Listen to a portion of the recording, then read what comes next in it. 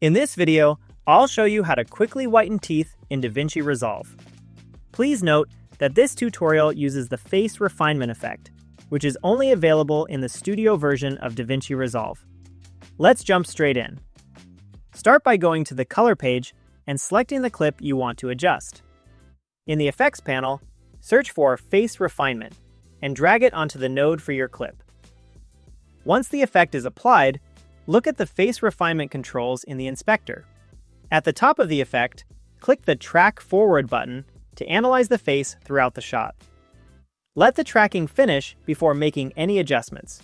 When the tracking is done, turn off the on-screen overlay so you can focus on the image without distractions. Now scroll down to the Teeth section. Here you'll find controls specifically designed to target and enhance teeth. Slowly increase the whitening amount to brighten them, and use the other sliders to fine-tune the result. The key is to keep it subtle, so the adjustment looks natural and not overdone. Once you're happy with the result, you're done. That's how you can whiten teeth cleanly and efficiently in DaVinci Resolve using the built-in Face Refinement effect.